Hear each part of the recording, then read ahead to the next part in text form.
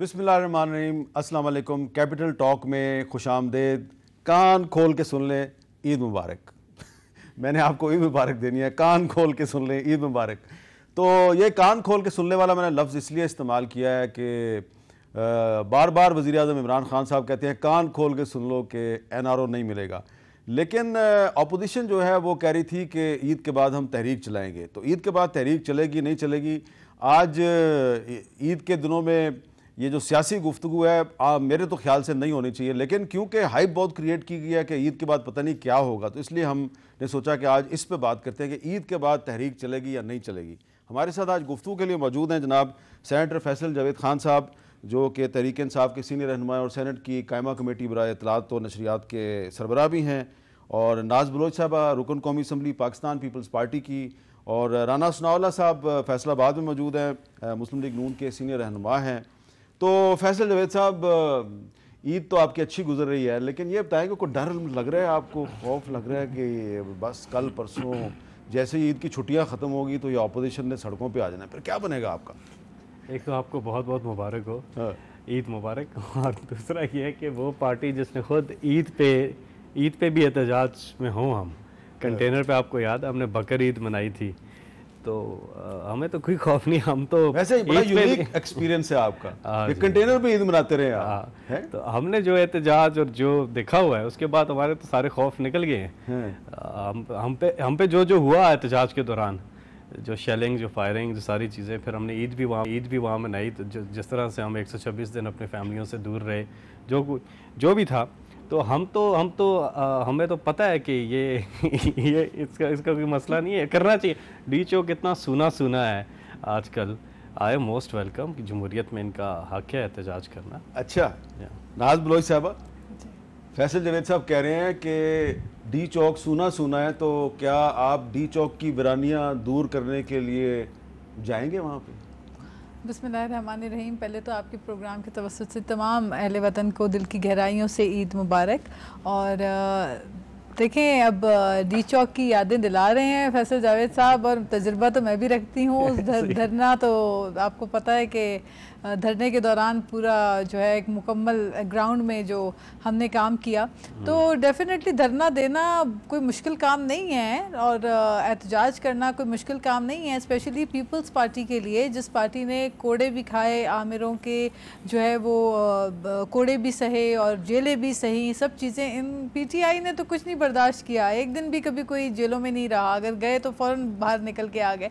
तो हमने तो बहुत कुछ देखा है, बट नाउ अफसोस है कि ये महंगाई और ये जो महंगाई की सुनामी है, इसके नतीजे में जो आवाम सड़कों पे निकलेगी, उसके ऊपर मैं समझती हूँ हुकूमत को संजीदगी का सामना मुजाहिरा करना चाहिए, ना कि ये ऑप्शन दें कि जी आप आ जाएं, हम आपको कंटेनर दे देंगे। ये बातें समझ में नहीं आ रही हैं। ये हुकूमत को ये जो रवैया है अपना बदलना होगा, क्योंकि बहरहाल अब निकलेगी तो आवाम 4 हलकों के लिए नहीं निकलेगी, अब वो निकलेगी अपने रोटी के लिए, अपने दवाओं के लिए, अपनी बिजली के बिल्स के लिए, अपने गैस के बिल्स के लिए, अपने पेट्रोल की बिल के लिए। और फिर एक वजीर साहब थे जो कहते थे कि जी मेरी तिक्का बोटियां बना देना, अगर नौकरियां ना मिली और पान वाले भी टैक्स देने पे खुद ना मजबूर हो गए, तो वो भी गायब हैं, आजकल नजर नहीं आ रहे। तो मेरा ख्याल है थोड़े से बीमार हैं, अल्लाह ताला उनको सेहत दे। हमारे भाई हैं, मैं दुआगो हूँ उनके लिए, अल्लाह उनको सेहत दे। बल्कि मैंने उन्हें वैसे फ़ोन करके भी उनसे बात की थी, उनकी सेहत का पूछा था। आपको बीमार लगे थे वैसे? जी ये तो मैं कुछ नहीं कह सकती। आजकल जो बीमार है वो बीमार नहीं लगते, जो बीमार नहीं है वो बीमार लगते हैं। अच्छा, राना सनाउल्लाह साहब, उम्मीद है कि आप खैरियत से हैं, ईद अच्छी गुजर रही होगी, लेकिन ये बताएं कि आपने, याद है ना आपको, आपने हमारे प्रोग्राम में कैपिटल टॉक में ये कहा था कि ईद के बाद इस हुकूमत को गिराना होगा, तो ज़रा वो क्लिप आपका दोबारा ज़रा आपको सुनवाते हैं, ज़रा देखिए जी राना साहब ने क्या कहा था। अगर ईद के बाद अपोजिशन की जमातों ने जो मुसीबत, जो महंगाई, जो सख्ती मुसल्लत की है आवाम के ऊपर इस हुकूमत ने, अगर इस हुकूमत के ख़िलाफ़ अपोजिशन ना निकली तो लोग जो है ये इस अपोजिशन को मारेंगे। लोग बिल्कुल जो है वो हमारे घरों का घेराव करेंगे, और उल्टा जो है वो हमें मारेंगे कि भाई आप लोग जो है ये घरों में बैठे हैं और आप इत्तेफाक करती है राना साहब से? बाहर नहीं निकल। नहीं, लोगों का बहुत प्रेशर है। अगर ईद के बाद अपोजिशन जमातें जो हैं वो सड़कों पे ना आई तो लोग अपोजिशन को मारेंगे, इसका क्या मतलब है कि फिर आप आएंगे या नहीं आएंगे? जी बिल्कुल आना पड़ेगा और आवाम के साथ मिल के इस हुकूमत को गिराना पड़ेगा। तो जो वादा किया है वो निभाना पड़ेगा, इनको दिया है। राना साहब जो वादा किया है वो निभाना पड़ेगा, तो ये वादा आप कब निभाएंगे? देखें मीर साहब, मेरी तरफ से तमाम नाजरीन को और आपको भी, फैसल साहब को, नाज बलोच को, सबको ईद मुबारक। और उम्मीद है कि आपका जो है वो ये दिन बहुत अच्छे गुजर रहे होंगे। जहाँ तक इस बात का तल्लक है, देखें फैसल साहब ने ये कहा है कि जी हमें तो इस चीज़ का कोई खौफ नहीं है, हमने तो ये सारा देखा हुआ है। भैया आपने एक साइड देखी हुई है ना, आपने दूसरी साइड नहीं देखी। दूसरी साइड को हमने देखा है कि अगर अपोजिशन एहतजाज करती है, अगर मुल्क में एजिटेशन का माहौल होता है, तो उस वक्त हुकूमती साइड पे क्या होता है, ये अभी आपको एक्सपीरियंस नहीं हुआ, ये आपको एक्सपीरियंस अब आने वाले दिनों में होगा। अच्छा, देखें जो तरक्की का पहिया है, ये बिल्कुल मैं आपको सही एक्सपीरियंस्ड बात बता रहा हूँ, तरक्की का पहिया रुक जाता है। हुकूमती मामलात में हुकूमत की जो यकसुई होती है वो रुक जाती है। ब्यूरोक्रेसी तो वैसे खैर पहले ही काम नहीं कर रही इनकी, उसके ऊपर बड़ा जो है वो इफ़ेक्ट होता है। ये जिन मसाइल का हम आज जिक्र कर रहे हैं, उन मसाइल में उस 4 साला एजिटेशन का भी बड़ा अमल दखल है जो मुल्क में इमरान खान साहब जो हैं 4 साल का, वो तो 120 दिन का था। जी जी, नहीं, ये पूरे 4 साल मीर साहब इस कोशिश में रहे हैं कि मुल्क अफरा तफरी का शिकार रहे, मुल्क में कोई डेवलपमेंट ना हो, मुल्क में कोई तरक्की ना हो, मुल्क जो है वो बिल्कुल आगे ना बढ़े। ये इनकी बाकायदा दानिस्ता कोशिश थी। ठीक है। और उस वजह से भी जो है वो इस मुल्क को बड़ा नुकसान तो फिर क्या करेंगे अब जब ईद की छुट्टियों के बाद कब आएंगे मैदान में आप? अब देखें मामला ये है कि एक तरफ मुल्क की इकॉनमी जो है उसका इन्होंने बेड़ा गर्क कर दिया है, दूसरी तरफ जो है ये किसी मामले को समझने को तैयार नहीं हैं, और तीसरा ये है कि आवाम का जो प्रेशर है उसको अपोजिशन को रिस्पॉन्ड करना पड़ेगा। ये तो रिस्पॉन्ड अब पता चल जाएगा 2-3 दिन तक जब ये बजट पेश करेंगे कि ये किस तरह से रिस्पॉन्ड करते हैं। अच्छा, मैं ये आपको कह दूं कि अपोजिशन तो अभी मशवरे करेगी, अभी एक ऑल पार्टीज़ कॉन्फ्रेंस होगी, ऑल पार्टीज़ कॉन्फ्रेंस में फिर कोई तारीख तय होगी, उसके बाद फिर मरहला वाइज जो है वो कि पहले मुश्तरका जलसे होते हैं, फिर उसके बाद किस तरह से जो है वो फिर इस्लामाबाद की तरफ रुख करना जो है वो आपके इल्म में है कि तहरीकों में जो है वो फिर एक आखिरी मरहला होता है। लेकिन मुझे तो ये लग रहा है कि जब जिस दिन ये बजट अनाउंस करेंगे और उस दिन जो ये करने जा रहे हैं, जो अंदाज़ा है, जो जिस तरह से IMF के पास इन्होंने हर चीज़ जो है वो गिरवी रख दी है, तो मुझे लगता है कि शायद वो नौबत ना आए और उससे पहले ही जो है ये काम शुरू हो जाए। ओह फैसल जावेद साहब, कोई खौफ नहीं महसूस हो रहा आपको? एक सेकंड, मुझे ये समझ नहीं आ रही है जो अपोजिशन है ये किसके खिलाफ तहरीक चलाने जा रही है? आपके खिलाफ?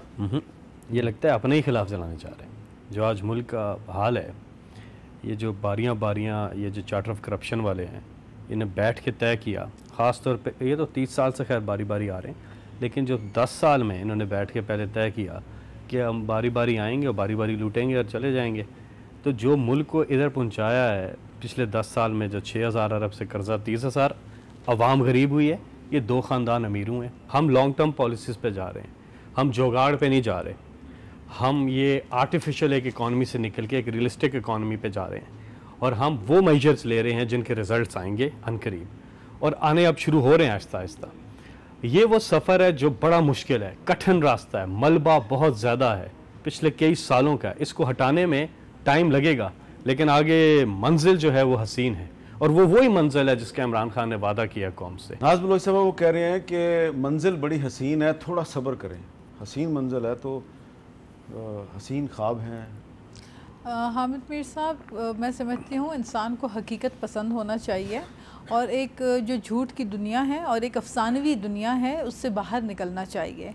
लोगों को बड़े बड़े अच्छे अच्छे ख्वाब दिखाए गए, सब्ज़ बाग दिखाए गए और बहुत कुछ कहा गया कि हम हालात ज़िंदगी लोगों की बेहतर कर देंगे। रमज़ान के महीने में लोग अफ्तारी को तरस रहे थे, लोगों की इतनी बुरी हालत थी जो इन्होंने कहा था कि चीखें निकलेंगी। बिजली के बिलों से लोग रो रहे हैं, दवाओं की कीमतों पर रो रहे हैं और ये कहते हैं जी ऊपर क्रेडिबल, अगर टीम प्लेयर अगर क्रेडिबल हो तो नीचे करप्शन नहीं होती। तो मुझे बताइए ना कि जिन लोगों को रीशफल किया गया काबीना में, उसके बाद क्या कहा गया? यही कहा गया कि वजारतों में करप्शन हुई है।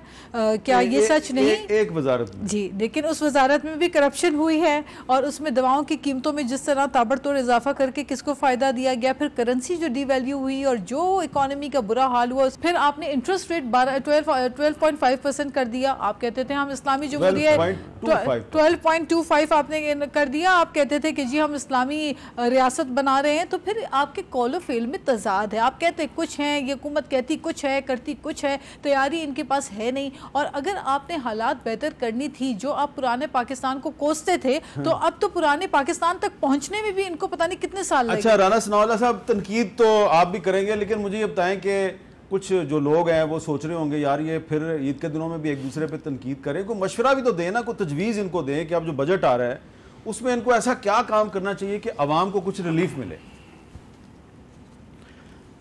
देखें मीर साहब, आपने जो है वो ईद के मौके पे और इन दिनों में जो है वो आपने मशवरा मांगा, तो फिर मशवरा जो है ना वो तो बिल्कुल जो है वो सही देना चाहिए। मेरा इनको मशवरा ये है कि ये ऐसा करें कि ये मियाँ शहबाज शरीफ को जो है ना, ये पीटीआई जो है ये ऑन डेपुटेशन ले ले हमसे और बनाए उनको। ये तो आपने बहुत बड़ी बात सुन ले मशवरा तो ले भाई मीर साहब, मशवरा तो पूरा होने देना। और ये इमरान खान जो है ना, ये नालायक आजम, इसको हमें दे दें डेपुटेशन के ऊपर अपोजिशन के लिए। बिल्कुल, ये हुकूमत में रहे, हम अपोजिशन में रहेंगे और ये हमारे साथ बड़ी अच्छी अपोजिशन करेगा। अदला बदला करना चाह रहे हैं। ये मुल्क जो है ये बच जाएगा। ये मुल्क जो है तबाह होने जा रहा है मीर साहब। इन लोगों ने, ये जो नालायक आजम और इसका जो टोला है, इन्होंने झूठ बोल के, फ्रॉड करके इस कौम के साथ वोट लिया है, इलेक्शन जीता है फ्रॉड के साथ। और ये अब झूठ और फ्रॉड की बुनियाद के ऊपर जो है ये अब हुकूमत चलाना चाहते हैं। आप मुझे बताएं कि आज मेरे भाई ये फैसल जावेद साहब कह रहे हैं कि जी बड़ी हसीना है और लेकिन बड़ा कठिन रास्ता है और बड़ा थोड़ा टाइम लगेगा। ओ भाई, इस हसीना के लिए आपने तो इस कौम के साथ झूठ बोला था, फ्रॉड किया था। आपने कहा था कि 100 दिन के फासले पे उन्होंने मंजिल को आपने कहा था कि 100 दिन, राना साहब 100 दिन गुजरेगा। आप फैसल जावेद साहब पर एक बेबुनियाद इल्जाम लगा रहे हैं। उन्होंने किसी हसीना की बात नहीं की, उन्होंने हसीन मंजिल की बात की है। उन्होंने किसी हसीना की बात नहीं की। मैं आपकी बात की तकदीर करता हूं। नहीं, आप हसीना से वो दूसरी तरफ न लेके जाएं। आप, मेरा ख्याल है कि आप शायद नैब की तरफ ले गए हैं बात को। मैं बात कर रहा हूं यानी हसीन मंजिल की। मंजिल की मैं मंजिल को तशबीह दे रहा हूं। तो इन्होंने कहा कि 100 दिन में हम जो है इस हसीन मंजिल की तरफ, इस हसीना तक पहुंच जाएंगे। और फिर उन्होंने ये भी कहा, इन्होंने कहा कि जनाब 200 अरब डॉलर इमरान खान जिस दिन आएगी उसके बाद तीसरे दिन जो है वो सबका फाइल मंगाएगी और सबको जो है उल्टा लटकाएगी और 200 अरब जो है वो आ जाएगा पाकिस्तान में। 100 जो है वो लोगों पे लगाएंगे, 100 का कर्जा जो है वो दूर कर देंगे। वो इन्होंने 8 माह में तकरीबन 3400 अरब रुपया जो है इन्होंने लोन लिया है। पूरे जितने 2 ममालिक से उनको जो इन्होंने ठग लिया है, उनसे इन्होंने पैसे ले लिए हैं। अब ये 3 अरब का कोई उधार तेल जो है वो सालाना लेना जो है वो भी साथ शामिल हो गया। वो भाई ये पैसे कहाँ से देंगे? अच्छा, ये तो 3-4 साल बाद आप कह रहे हैं कि ये मंजिल जो है हसीना ये हासिल हो जाएगी। वो 3-4 साल बाद ये इन्होंने 7 अरब जो खाया है इस साल लेके 2 मुल्कों से, वो भी वापस करना पड़ेगा। अच्छा, ये भी वापस करना पड़ेगा। मैं सिर्फ ये चाह रहा था कि मैं राना साहब सिर्फ ये चाह रहा था कि ईद के दिनों में आपको अच्छा मशवरा दें, लेकिन आपने तो बहुत ही एक शकील किस्म का मशवरा दिया है, नाकाबिले मशवरा दिया है कि शहबाज शरीफ को तीर बहादुर मशवरा है, तीर बहादुर। इसका जवाब ले लें जरा। ये मुल्क जो है, ये इस मुल्क को मियां शहबाज शरीफ जैसे मेहनती आदमी की जरूरत है, जो दयानत और मेहनत से इस मुल्क को इस भंवर से जो है वो निकाले। जी फैसल जवेद साहब। और अपोजिशन के लिए जो है फैसल जवेद के दिल पे छुरियां चला रहे हैं, करें उनके दिल पे छुरियां चल गई हैं, खून नजर आ रहा है मुझे। अच्छा सुने ये तो कुछ और ही है। ये जो कह रहे हैं ना, ईद का मशवरा है ना, इन्होंने मशवरा जो दिया है, ईद का मशवरा मांगा है ना, ये मशवरा इसलिए ठीक नहीं है क्योंकि जिनका ये नाम ले रहे हैं वो तो इनके साथ भी नहीं है। ढूंढे अपने इर्द गिर्द, नजर डाले वो हैं कहाँ और वो किधर भाग के चले गए हैं। तो जो इनकी हुकूमत ने किया, अच्छा महंगाई की बात हो रही थी, वापस आ रहे हैं। मैंने आपकी गुफ्तगू में नहीं बोला, मैं आपके बोलने का टाइम में बोले कर रहा हूँ, हमारे सुनने का टाइम है। शहबाज शरीफ साहब वापस आ रहे हैं, ये एयरपोर्ट लेने जा रहे हैं उन्हें, अपने भाई को लेने नहीं, पता नहीं क्या कह रहे हैं, मुझे नहीं समझ आ रही। जो महंगाई की बात करते हैं, ये हमारी हुकूमत के पहले 8 महीने हैं। पीपल्स पार्टी महंगाई की बात करती है, किस मुंह से बात करती है? ये जो वायदे थे पहले 8 महीने में 21% पे महंगाई गई थी। नून लीग जब आई थी पहले 8 महीने में कोई 9% से ऊपर महंगाई गई थी। हमारी 6.2% पे गई है महंगाई। है, मैंने पहले कहा मुश्किल टाइम है, आगे इंशाल्लाह बेहतर होगी चीजें। जो हम इकदाम कर रहे हैं, ये बिलियंस की बात करते हैं। हमारी तो सिर्फ आप एनर्जी सेक्टर की परफॉर्मेंस देख लें तो हमें 82 अरब रुपया जो रिकवर किया है। अभी मेरे पास बड़ी चीज़ें हैं। जब हम कहते हैं ना इमरान खान के इदारों के अंदर सियासी मुदाखलत ख़त्म करनी है, इदारों को ठीक करना है, इदारे आगे जाएंगे तो मुल्क आगे जाएगा। उसकी एक एग्जांपल देता हूँ, बाकी उसमें पोस्टल सर्विसेज भी है, कम्युनिकेशंस का भी हमारे डिपार्टमेंट, बाकी फील्ड्स में भी काफ़ी ज़बरदस्त काम हो रहा है। लेकिन एक हम PIA का एक मिसाल देता हूँ कि जो पहली बार PIA इतने सालों बाद जो ब्रेक इवन पे गया है, जो ऑपरेटिंग कॉस्ट है 8.5 बिलियन पे गया, जो मुश्किल से 7 बिलियन पे जाती थी। 90% हमने सीट ऑक्यूपेंसी बढ़ा दी है। 4 जहाज रिपेयर करके फ्लीट के अंदर वापस डाल दें, और हिटेड जो सॉफ्टवेयर है उसके थ्रू 1 अरब महाना हमने बचाया अक्टूबर 2018 से लेकर अब तक। ये एक इदारे की मिसाल दे रहा हूँ। जब आप इदारों को ठीक करते हैं, पॉलिटिकल इंटरफेरेंस खत्म करते हैं, तो मुल्क ऊपर जाता है। अब इनके दौर में छोटा सा मैं बताऊंगा, ये इधर अरब दरब कर रहे थे, कुछ इन्हें पता नहीं है। अगर इनको पता हो रहा है तो बार बार मौका मिला है ना, ये जो नाम ले रहे हैं इन लोगों को तो बार बार मौका मिला, ये तो मुल्क को ठीक कर लेते। इन्होंने तो बिगाड़ा है मुल्क को। क्या वजह है अहमद मीर साहब? ये 2 खानदान बहुत अमीर हुए हैं, बहुत ज्यादा अमीर हुए हैं। बाहर प्रॉपर्टीज इनकी क्या नहीं है? प्रॉपर्टीज ये मुझे बताएं, राना सनाउल्लाह की इनकी बाहर प्रॉपर्टीज नहीं है? नवाज शरीफ की नहीं, नवाज शरीफ और आसिफ जरदारी की मुझे ये बताएं, इन्होंने 30,000 अरब पे कर्जा नहीं लेके गए? मुझे ये बताएं, करंट अकाउंट डेफिसिट इनके दौर में 7 गुना ऊपर नहीं गया? ट्रेड डेफिसिट डबल हुआ है, fiscal deficit highest level ever ऊपर गया है, तारीखी सर्कुलर डेब्ट इनके दौर में ट्रिपल हुआ है, एक्सपोर्ट श्रंक कर गई। और इदारे जितने थे, कोई एक इदारे का नाम बताएं जो प्रॉफिट में था, कोई एक इदारे का नाम बताएं जो ब्रेक इवन पे था। बातें कर रहे हैं मुल्क के साथ जो उन्होंने किया, उसके बाद फिर भी हम कहते हैं आप निकलें, अवाम नहीं निकलेंगे आपके साथ, उनको पता है। लेकिन आप अपने वादे के मुताबिक इनको कंटेनर तो देंगे ना? बिल्कुल। इन्हें जो चाहिए नहीं, रोकेंगे भी नहीं। इन्हें हम सारी देंगे, फैसिलिटीज देंगे, कोई नहीं, इनका हक है एहतजाज करें। इनकी तरह हम नहीं गोलियां चलाना शुरू कर दें। और जो शेलिंग और इन्होंने जो किया है लोगों के साथ, हमारे जो प्रोटेस्टर्स थे, नाज बलोच जो हैं, वो उधर थी, हमारे साथ थी उस एहतजाज में। इन्होंने खुद देखा जो नून लीग की हुकूमत ने किया है। तो हम तो ऐसा नहीं करेंगे, हम कहते हैं मोस्ट वेलकम, पानी शानी। अच्छा, मैं एक ब्रेक ले लूं? बिल्कुल। ब्रेक के बाद नाज बलोच साहब, आज आप ये भी बताएं हमें कि ये आपको बार बार कहते हैं ये हमारे साथ थी, आपने इनको छोड़ा क्यों है? वैलिड क्वेश्चन है, वैलिड है, आज बता ही दें आप। नाज बलोच साहबा, वो क्योंकि फैसल जवेद साहब ने कहा कि ये धरने में हमारे साथ थी, और मुझे भी याद है, लेकिन आप इलेक्शन से काफी दिन पहले पीटीआई छोड़ दी थी आपने। जी, मैं इलेक्शन से बताएंगी जरा क्यों छोड़ी थी? मैं इलेक्शन से कोई 7-8 माह पहले मैंने पीटीआई छोड़ दी थी। नॉर्मली होता यह है कि वो हमारे सिंधी में एक कहावत है कि मेलो मथल छटजे, मतलब जब मेला उरूज पे है उस वक्त जो छोड़ दे तो बड़ी बात होती है। सबको पता था कि पीटीआई जो है वो एक ऐसी जमात है जो शायद अगली दफ़ा हुकूमत में आ भी जाए, but at that point of time छोड़ने का मकसद मकसद ये था कि अगर मुझे अपनी कोई ज़ाती लालच होती या मुझे कोई अपनी पर्सनल ग्रीड होती किसी पावर की तो शायद मैं ना छोड़ती, बट बात यह है कि प्रिंसिपल्स की बात थी और कुछ ऐसे मसाइल थे विद इन द पार्टी जिन पे मैं ख़ुद खान साहब को बार बार कहती रही कि तवज्जो दें, इससे पहले कि पार्टी कम्प्लीटली हाईजैक हो जाए, उन इलेक्टेबल्स की नज़र हो जाए जिनके खिलाफ 20 साल खान साहब ने खुद जद्दोजहद की। उस स्टेटस को तोड़ने की जो बातें खान साहब करते रहे, लेकिन उसके बाद हुआ क्या कि जिन लोगों के खिलाफ हमेशा सियासत की कराची में, उसी MQM के साथ हाथ मिला दिया।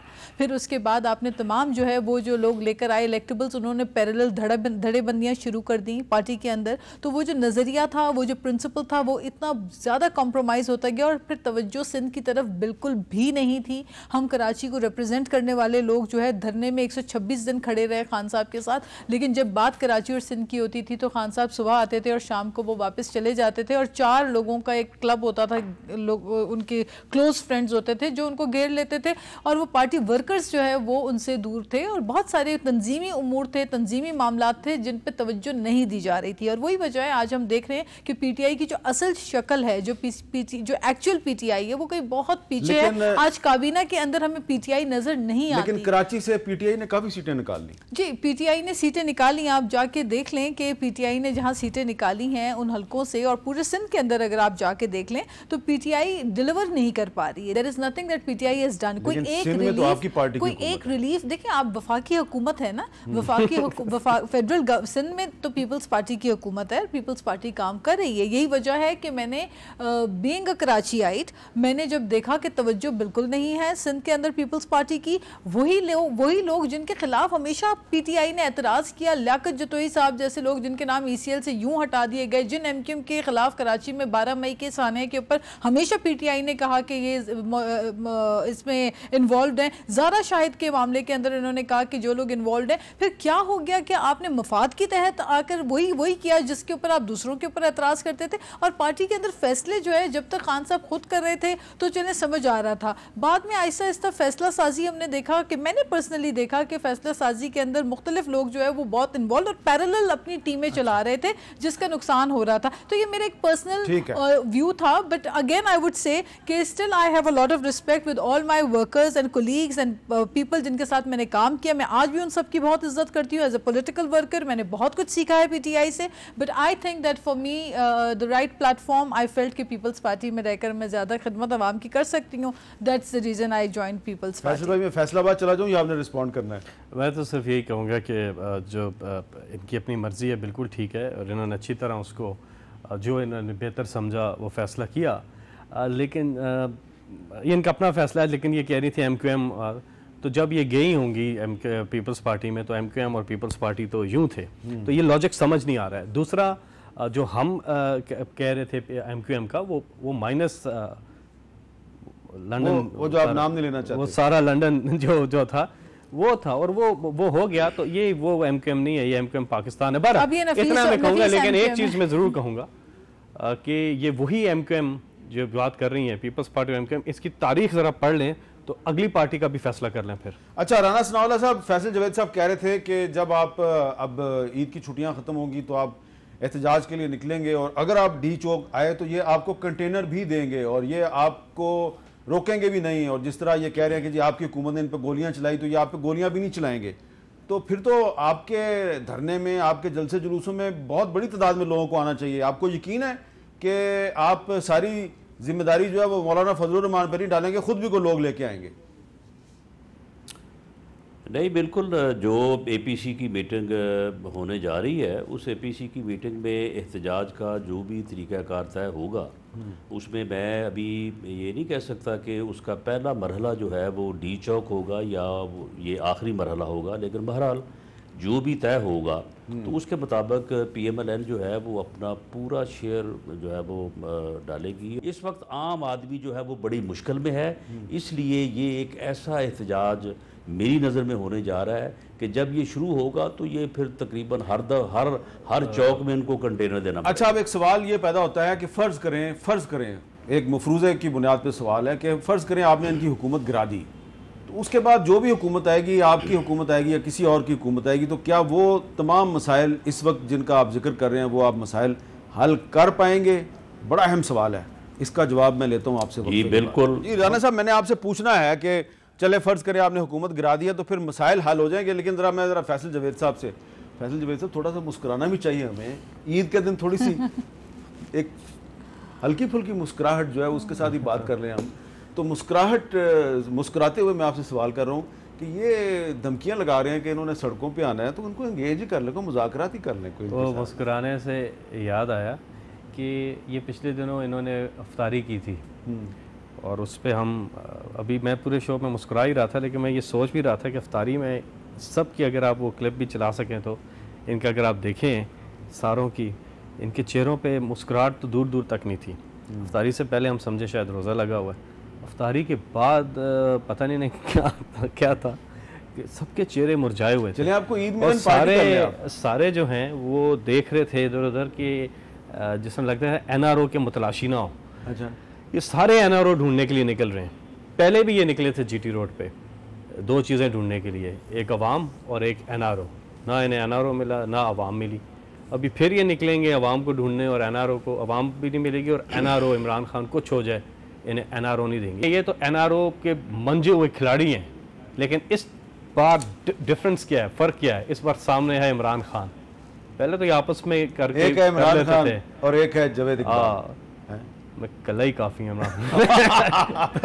अरे नहीं देना NRO, जो मर्जी कर नाज बलोच साहबा जितनी मर्जी। ये सही कह रहे हैं इन्होंने, ये सही कह रहे हैं कि इन्होंने NRO नहीं देना, क्योंकि इतना NRO ये पहले ही दे चुके हैं कि अब इनकी बस हो गई है।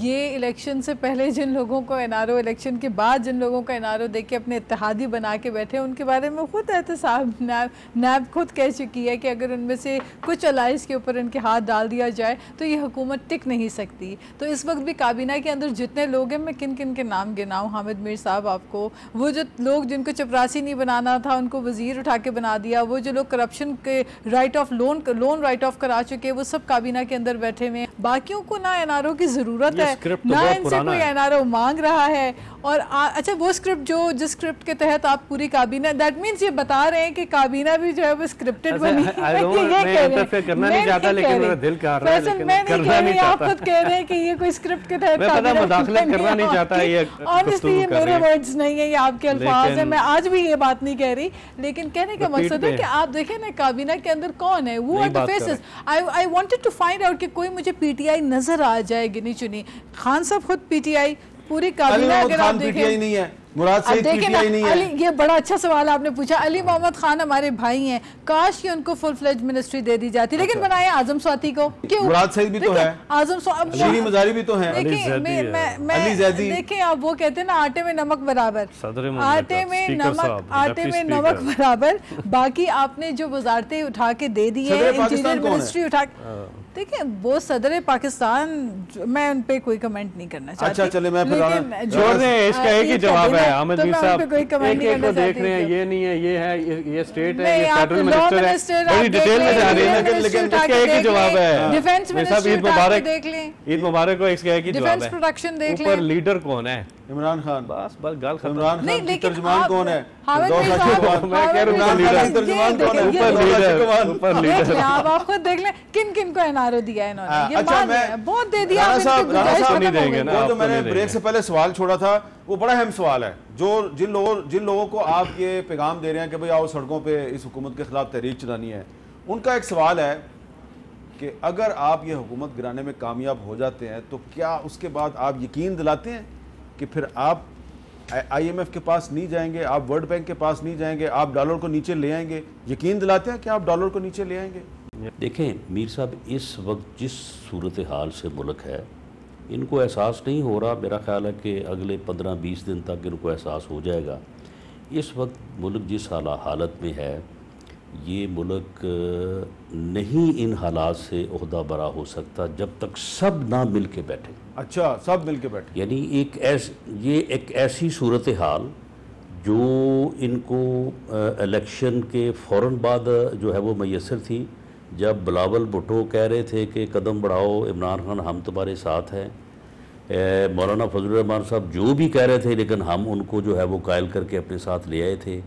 मियाँ शहबाज शरीफ साहब on the floor of, Rana साहब आप कौमी हुकूमत की बात तो नहीं कर रहे? बैठ के आप कौमी हुकूमत की बात कर उसकी देखें, कौमी हुकूमत की बात, मैं तो आज से 8 माह पहले की बात कर रहा हूँ कि जब हुकूमत इनकी बन चुकी थी, ठीक है, वज़ीर आज़म बन चुके थे और मियां शहबाज शरीफ साहब कह रहे थे कि आए बैठें और बैठ के जो है वो चार्टर ऑफ इकोनॉमी करें। फैसल साहब कह रहे हैं बैठ जाएं, लेकिन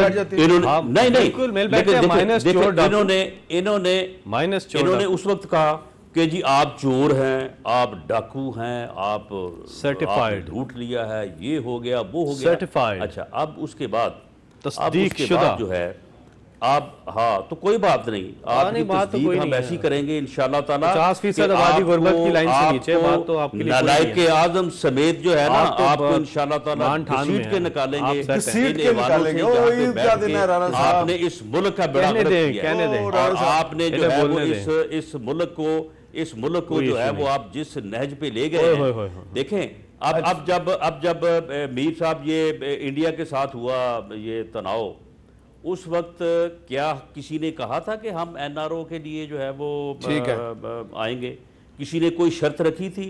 जब मुल्क के लिए मामला बना तो सब जाके वहां पे बैठ गए कि आए जी बैठे, हम आपके साथ। चले, मैं आपका राना साहब शुक्रिया अदा करता हूं। हम मिल बैठते हैं इनका जो है, लेकिन इनकी ये समझ से ऑफर मारे। राना साहब ऑफर तो सुन ले। राना साहब मैं कहता हूँ बिल्कुल, आपने कहा मिल बैठते हैं, लेकिन एक शर्त है, माइनस चोर डाकू और जो करप्शन के खिलाफ है, मनी लॉन्ड्रिंग के खिलाफ, हमारी भी एक शर्त है, माइनस बद किरदार, गुलाब जामुन तो खिलाएंगे ना, चाय तो खिलाएंगे ना, शक्कर वाली चाय, चीनी वाली चाय और नालायक आजम आओ बैठे। चले, बहुत बहुत शुक्रिया राना साहब। मेरी ऑफर सुन ली है। हाँ, बदतमीजी ना करें ना, बदतमीजी ना करें आप, नालायक आजम और बद किरदार, बदतमीजी कर रहे हैं आप। अच्छा राना साहब, बहुत बहुत शुक्रिया आपका। राना साहब कहना चाहता हूँ, राना साहब थोड़ी सी बर्फी खाएं, राना साहब थोड़ी सी बर्फी खाएं। बहुत बहुत शुक्रिया राना साहब। फैसल जवेद साहब बहुत बहुत शुक्रिया। ये सर्टिफाइड चोरों को फॉलो करने वाला ये बातें कर रहे हैं। चले, जुबान है, कुछ तमीज, चीजें। चले, मेरा हाल है, सारे गुलाब जामुन खाओ भाई, सारे लड्डू खाओ, गुलाब जामुन खाओ, बर्फी खाओ और शक्कर, चीनी वाली चाय नहीं, शक्कर वाली। आपका बहुत बहुत शुक्रिया नाज़ साहब। मैं बार बार कह रहा हूँ, शक्कर वाली चाय इस्तेमाल किया करें, चीनी का इस्तेमाल बंद कर दें। आपने कर दिया तो ठीक है, ईद का ये पैगाम है, शक्कर वाली चाय पिया करें, चीनी का इस्तेमाल बंद कर दें। इजाज़त दीजिए, अल्लाह हाफिज़, ईद मुबारक।